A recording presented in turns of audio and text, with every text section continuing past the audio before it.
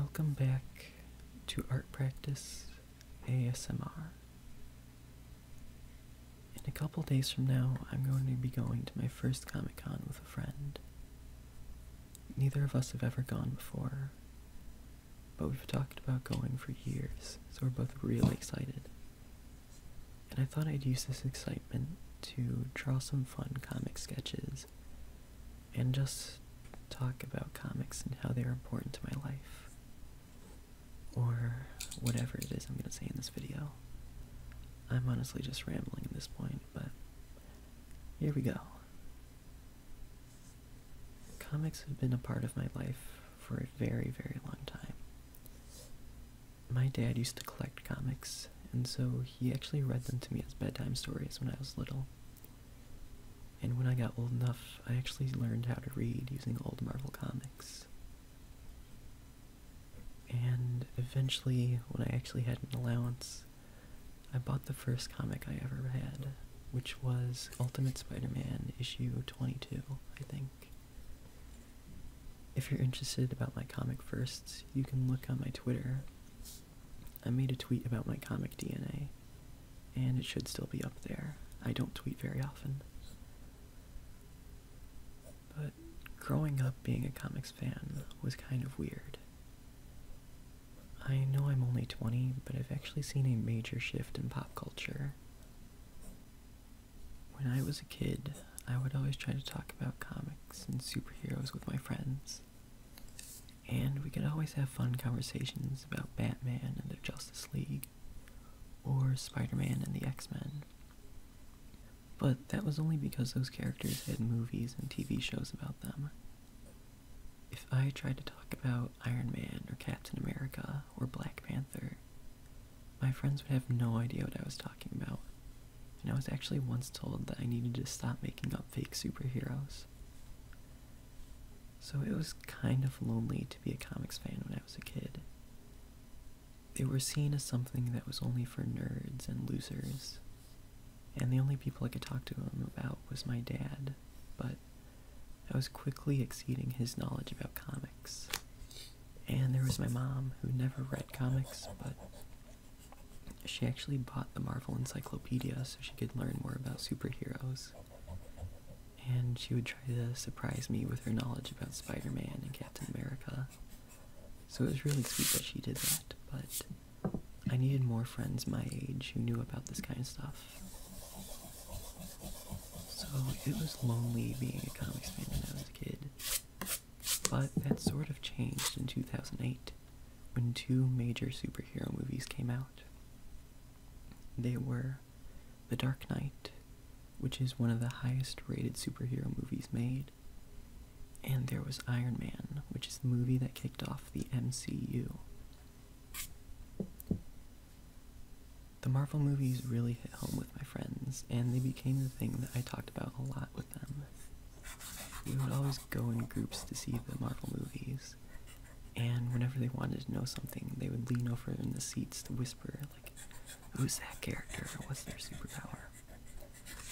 And I remember a time that I actually spoiled the reveal about who the Winter Soldier was to my friends. So, sorry about that. But I don't think they held a grudge against me. Thanks to the MCU, I was finally able to share my hobby with friends who previously didn't even care about this stuff. And I think that was because the MCU movies all condense much larger storylines from the comics into much easier to approach adaptations that anyone could enjoy, even if they've never read a comic before. And I really liked them because of that. It seemed like Marvel Phase 1 and 2 had way more hits than misses. I was able to enjoy the movies as a comics fan and as a movie fan, and it seemed like the average audience was able to enjoy these movies a lot as well. But just like anything that tries to be all-inclusive, Marvel started sacrificing some things to make their movies reach a wider audience. It was around Guardians of the Galaxy and Ant-Man that Marvel started sacrificing sacrificing their darker character traits and stories to make their characters seem happier and lighter for the sake of attracting a much wider audience. And don't get me wrong, there are a lot of movies that sacrifice the characterization that I enjoy. But as a comics fan, it's kind of hard not to notice the blatant differences. And it's kind of hard not to be disappointed sometimes. Thor Ragnarok is one of my most favorite Marvel movies I've seen. But even compared to the previous Thor movies, it is a much lighter and different movie. It completely changes the character's characterization.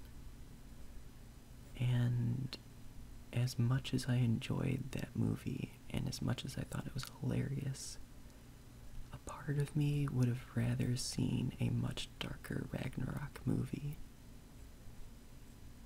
And even Spider-Man Homecoming, which is another one of my favorites, it really is a Frankenstein's monster of Marvel storylines.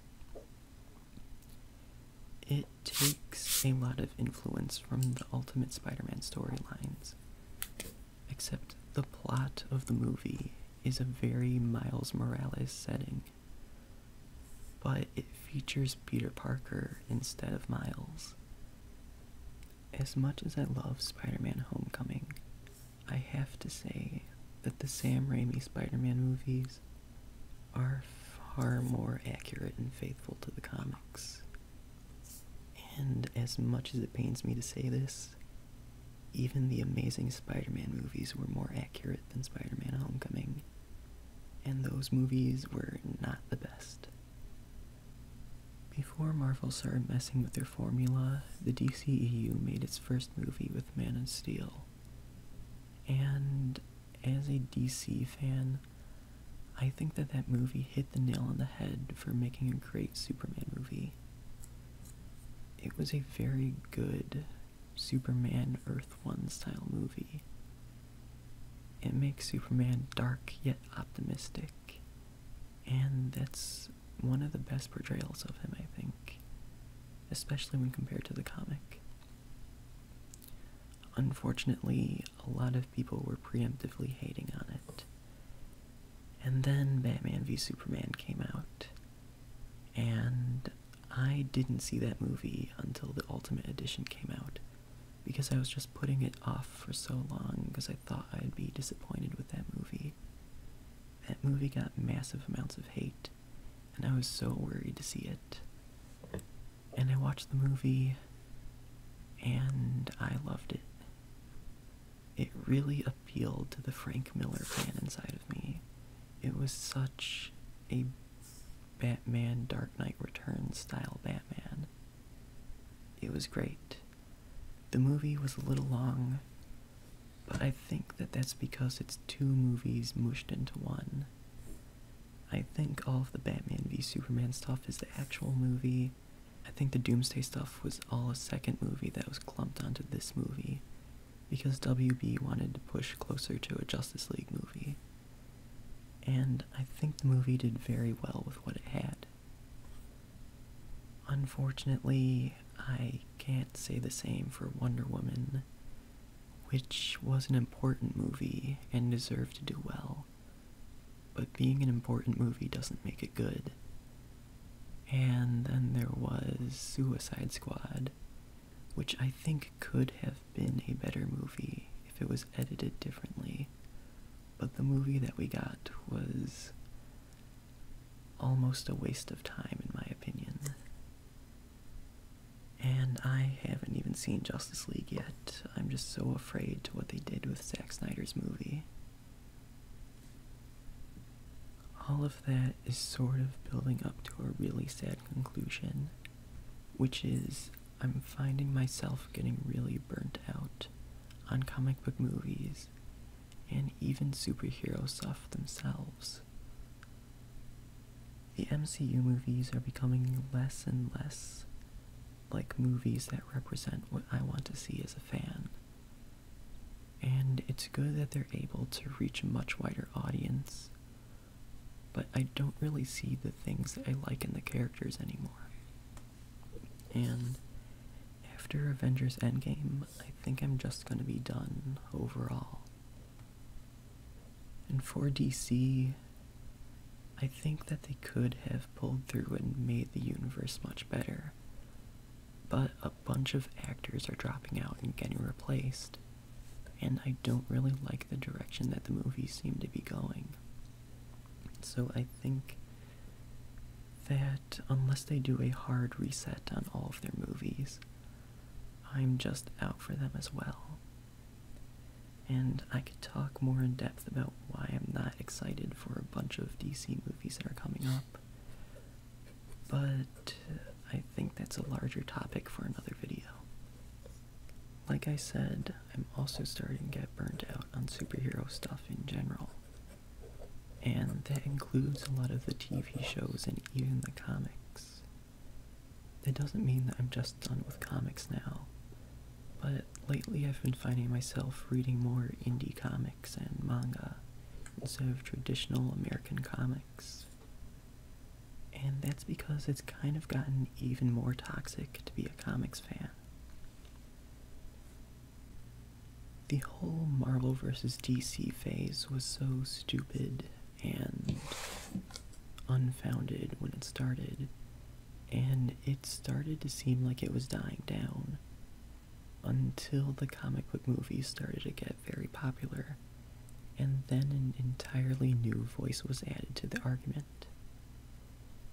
Now people who have never read comics but they've seen comic book movies started arguing, and it is so frustrating to hear people say that a movie is bad for doing things that are well received in the comics just because they don't like dark movies. And it's even added a weird level to things where people just seem to be outright hating things that are dark. A while ago, Todd McFarlane, the creator of Spawn, announced that the Spawn movie will be dark and completely without joy. And as a fan of Spawn, I thought that that was a great announcement, that they won't be sacrificing the dark characters to make it more like the MCU. But that tweet actually got a ton of backlash from people who have never read comics. They started to say that it will never be successful because it's going to be dark. And it's just the stupidity of people who choose to argue about things that they don't understand. I totally understand how astronauts feel when they argue with flat earthers, because it is just so frustrating to hear people speak so confidently about things that they know nothing about. And I feel like this kind of makes me sound so pompous and arrogant, but it is pretty true. There is another level of toxicity and frustration that comes from comics fans themselves. In the recent years, more and more women and minorities have been getting involved in making comics, and for some reason, this pisses off a very vocal group of comic readers. They keep saying things like SJWs are ruining Marvel, and it's just that they're blind to the fact that Marvel is ruining Marvel. Marvel has been producing the same storylines since the 60s. They are in desperate need of a reboot. They just refuse to do it. And it's just so frustrating that people would rather fight each other than group together to appreciate this medium that they claim to be so passionate about. I'm really sick of hearing people fight each other about very nonsensical arguments, and I just want people to realize that they can coexist no matter what kind of comics they like. And that's even a good metaphor for life, just replace comics with anything else. Anyway, thanks for listening. Good night.